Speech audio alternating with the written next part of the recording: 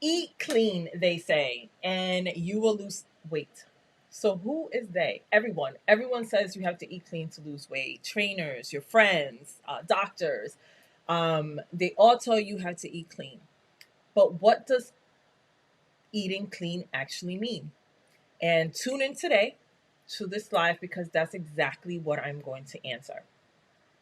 So let me just introduce myself for those who are new. I am Brenda Green, owner of Fit for a Better Me and creator of Virtually Better Fitness, where we teach women that being fit and healthy is actually not that hard.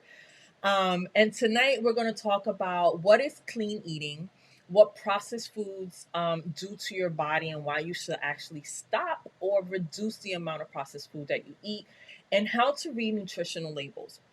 So grab a pen, grab a paper, because you're going to want to take notes on this topic today.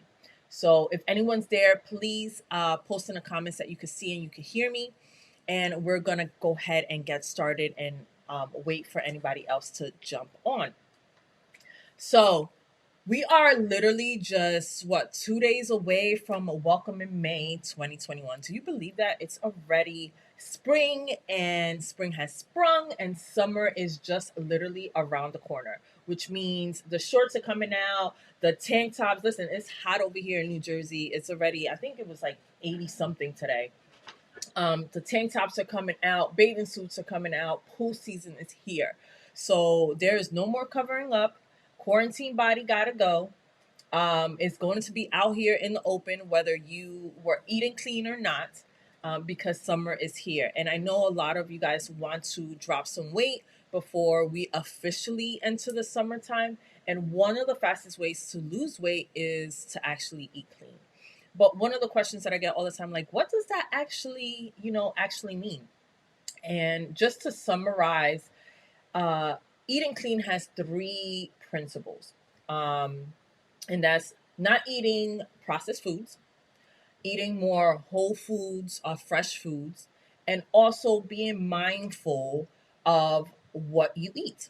And actually, that last one we touched on last week's topic when we were talking about the 7 steps to eating better. And that was step literally number one. So if you haven't had a chance to see that replay, go back and watch it later on, or download the free 7 steps eat better ebook. So I see there's some people on. Please post in the comments that you can see and you can hear me. I would love to know that I am live and you guys could do that. And just at least let me know that you're there and who you are, so I know I'm not talking to myself. So tonight again we're going to be talking about clean eating. So basically, let me bring out my slides. Ooh, we're a couple pages ahead. So here we go. It's moving too fast. There we go. All right. So what is clean eating? Clean eating, like I had mentioned before, it consists of like 3 core principles, which is not eating processed foods, eating whole foods, and being mindful of what you eat. But it also means that you're, kind of cooking your own food, you're reading nutrition labels, which we will go on later on. We will talk about later on. You're avoiding processed foods. You eating well balanced meals. Oh, hey, lady. Hey, Marisol. You're eating balanced meals. You're limiting your added fats, salts, sugars, all of those things, and you're being mindful exactly of what you're eating. Also, clean eating also means, and really actually means, that you're eating food that comes from nature in the form that God intended it to come. So they're not processed. They don't have ingredients we don't know about. And there might be a lot of different definitions for people of what is clean eating, depending on the type of diet that you have, like paleos, vegetarians, vegans, things plant-based. They might have their own definitions. So today we're actually just talking about kind of in general. So I really want you guys to think about clean eating as food that is either that flew, grew, swam, or ran, and then you ate it. um, and then everything else is either considered minimally processed or highly processed. Today, we're going to really talk about more of the highly processed. Minimum processed, and I'll touch on it a little bit. It just means food, for example, that was produced, that came from nature, and someone had to literally touch it to put it inside of a bag, but it came from one place to another. So it's minimally processed because it was touched and packaged, if that makes any sense. And if you ladies have any questions, feel free to just go ahead and um, post in the comments. Go ahead and post in the comments. So that's what kind of minimally processed means. Highly processed, we kind of know what those means. Those are your Doritos and your Cheetos, and the packaged cakes and your rice chips and all those things that come in package and have color. Because that's one of the things with food coloring, and I'll slide over, is the artificial colors, high fructose corn syrup, how some added things that they some chemicals that's added into our food so it could last longer. And some of them are actually potentially cancer causing preservatives. They're also that hydrogenated oil that you could find in peanut butters, baked goods, things of that nature. And that usually causes your cholesterol to increase, especially your bad cholesterol. And then you have the high fructose corn syrup. That's just adding additional sugar into the foods. And obviously, that's linked to, weight gain and diabetes. Oh, thank you for coming back. I don't know. I got kicked out, and hopefully that doesn't happen again, but it has happened like 4 times already. Um, so reasons, those are all the stuff that's in processed food. So we're talking about highly processed food. So anything that has color, because those colors are not from nature, they're all are artificial. Anything that has the OSE, and I'll talk about that a little bit in their ingredients. Ingredients that kick you out of spelling bee. If you can't pronounce it or know what it is, then most likely one is highly processed, and two, you should not eat it because it is unhealthy. Now, some of the reasons why you should reduce processed foods. And the first top reason is because all those artificial ingredients is stored in your body as fat. And that is why we tend to gain a lot of weight when we are eating unhealthy. And then we gain it in places that we don't want it, like your stomach and your love handles. So that's usually where it goes. Processed foods also contain a lot of, and I mentioned this in the list, a lot of ingredients that we don't know about.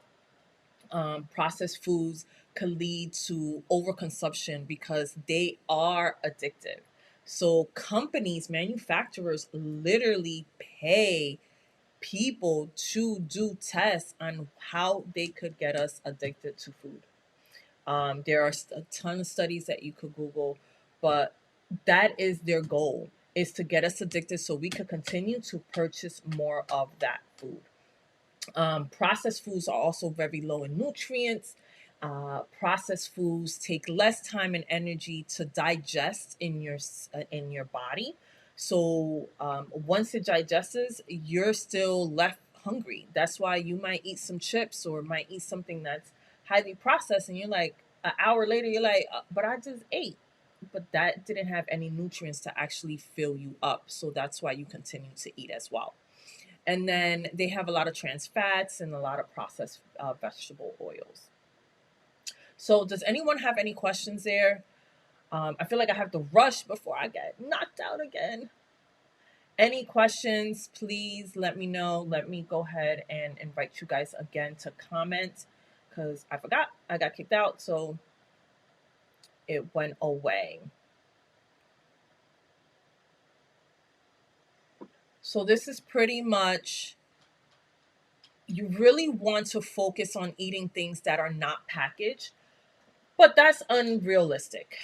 We live in a society where we do a lot of things that just requires us. We don't live in a farm. We don't grow our own things. So it's unrealistic to think that you're going to eat 100% organic.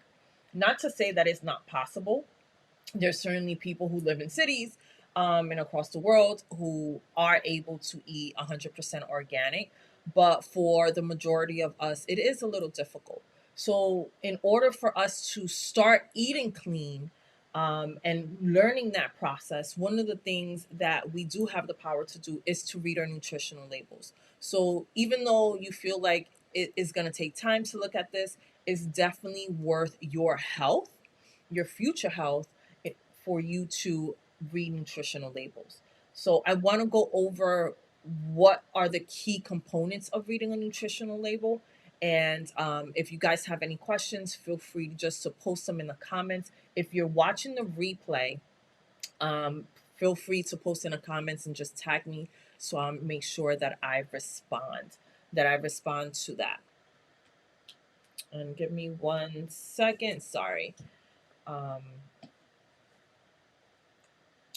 So let's go into sorry, my daughter just got up from a nap, so I'm just texting her back. Mommy duties, I gotta do it all. So all right, so let's read this nutritional label. So what I did, I'm gonna make this a little bit bigger so you guys could see. I pulled organic peanut butter and Jiffy peanut butter. And I want you guys to kind of see the difference. I'm pointing to the organic one. And the first one that I want you guys to notice is the ingredients. As you notice, the ingredients for the organic peanut butter is just literally roasted peanut butter and salt, usually sea salt. Um, if you look at the Jiffy, which is the more processed peanut butter, you're gonna see you have the roasted peanuts, sugar immediately after that, mono something and something that I can't pronounce. That tells me right there is highly processed, and then the hydrogenated oil that's also not good for your body. It also has molasses, which is another, it's also very sugary and very high in sugar. So if you notice the difference between both, there is a lot more ingredients that we don't know about just to keep it in that steady position, in that form that is not oily. It's kind of like a paste, and that's what keeps it as a paste, as opposed to the organic peanut butter is a little bit more oily. And that's because if you look at the bottle, I should have brought mine, for example, it's going to have half, the top is going to separate the oil versus the actual peanut butter, because they didn't do anything to combine it and keep it into that thick paste like the Jiffies and that nature. The second thing I wanted to look at, which is extremely important, especially when you are starting to eat clean and looking at nutritional labels, is the serving size. So usually the serving size for this instant is 2 tablespoons, which is 32 grams. Now the serving size, the nutritional information that you see going down from the calories down, that is based on the serving size, not the serving size of the entire container. So in this container of peanut butter is 25 servings per container. This is something that you really have to look at, especially when you're eating something that you really enjoy, and say like crackers, and it's something that triggers you and you can't just have one, you have like five. Really look at that portion of it, because if you end up eating the whole bag, that means you have to calculate 25 times 180, because that's how many servings are in there, and that's the amount of calories that you're going to find in that container. Does that make sense? Because someone talk to me, let me know if you have any questions about this. Go ahead. Any questions? I'm going to wait a few seconds because I know I'm on a little delay. Any questions? So it's extremely important, especially with the things that you love. This is how I found out about. So if you've been following me for a while or know me personally, you know I absolutely love peanuts and almonds and things of that nature. And there was, and I might have one of those bags in here because I do. It's in my garbage. So I treated myself the other day, but it was a constant treat. So these are like one of my favorites to have. Where are we? Right here. One of my favorites to have. And this is like an entire bag. And if I read you the content, it says serving size is 3 tablespoons, which is about 32 grams. And in this serving in this container, there's 5 servings. So, and per serving, there's 170 calories.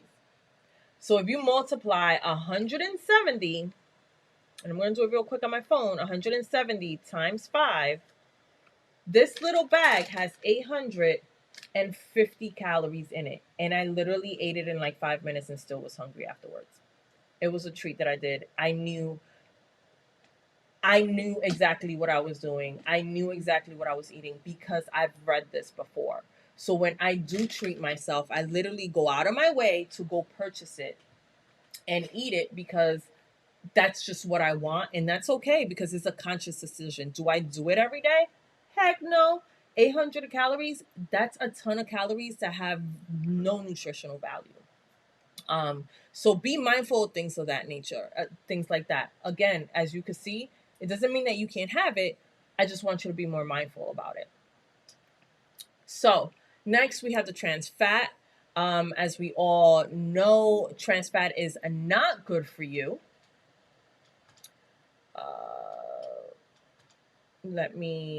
Trans fat is not good for you. Saturated fats, there's some saturated fats that are not good. There's others that are good, such as like coconut oil, olive oil. Those are actually healthier fats that you could intake. So when you hear people talking about healthy fats, that's pretty much what they talk about, like the avocado oil, coconut oil, things of that nature. The next thing that I have circled there is the sugars.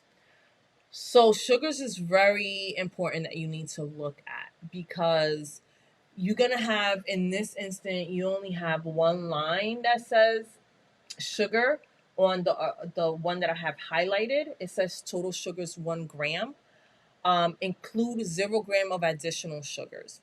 So that second line, if you look at the Jiffy peanut butter, has 2 grams of additional sugars. So what does that mean?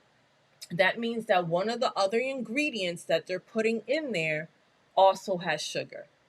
And you will know exactly what those are when you read the ingredients. Anything that ends with the letters OSE, that's OSE, are pretty much hidden sugars. They're just not telling you straight out they're not sugar if you don't know. But guess what, ladies? Y'all finding out today what it is, and you're gonna know now and be a little bit smarter when you look at it's like, oh, Brenda said OSE. Yep, that's sugar. They just not telling you straight out. So anything like glucose, fructose, any of those things, that is considered sugar. And they put that in included as added sugar because they're adding it in as opposed to that it came naturally with the product. And this is going to be very important for the next slide that I have. And then, of course, if you have cholesterol issues, you want to look at your cholesterol numbers. You want to look if you have some sodium, if you're high or low in sodium, you want to look at those numbers as well. And if you are targeting your fitness, not so much your fitness, but if you are doing a particular type of diet that requires you to count your macros, you definitely want to look at. What I was talking about was carbs. You want to know your carb intake. You want to know your protein intake as well. And those are your 3 main macros: fat, carbs, and protein. So you want to make sure you know what those are as well. And as also, I'm sorry, and I didn't mention your fiber. So why is all this important? Again, I mentioned earlier, it's unrealistic to think that we're going to consume 100% organic foods, which means we going to eat a certain amount of processed foods. How much of that is going to be processed is really up to us. Reading our nutrition, in case you see the video, this is the daily nutritional goals by age and sex groups for Americans. This is just a recommendation that they have. I did it for females by age 31, 50, and 50 plus, because that's around their demographic here. If anyone wants a little younger and want to know those numbers, I could definitely provide that to you. But we're looking at 1,800 to 1,600 calories. And these are the breakdowns that you should be in for your daily intake. And these are just recommendations. Again, this is not based on any of your goals, whether you're trying to lose weight, gain muscle, whatever it is. This is just the basic generic numbers. But what I do want you guys to notice here, there is a no line. The only line they have for sugar is added sugar. They don't even count the natural sugars in these recommendations. It's the added sugars, and they recommend less than 10% of your calorie intake to be of added sugar. The same thing with saturated fats. The same thing, yeah, with saturated fats. So that is pretty much it. I'm like scared I might lose you guys again. Um, if you guys have absolutely any questions about clean eating and some of the things that I showed today, I do have a download called Clean Eating 101 that goes through some of these things in detail. Also provides healthy substitutes with certain foods, such as instead of eating regular French fries, you'll eat the sweet potato fries. Is it still processed? Yes, but the sweet potato fry is a little healthier than the regular fry. And we have some examples on that. I'm gonna go ahead and post it in the video once I combine the entire video together, because now we have like 5 different ones. Um, I will post a link on there so you guys could download the free download called Clean Eating 101. So, not to rush it, thank you for whoever's on here. I appreciate your patience. I can't believe I kept getting knocked off. But just signing off, this is Brenda Green from Fit for a Better Me with a reminder: when you feel better, you do better, and ultimately you will feel better. So thank you for tuning in and have a great one.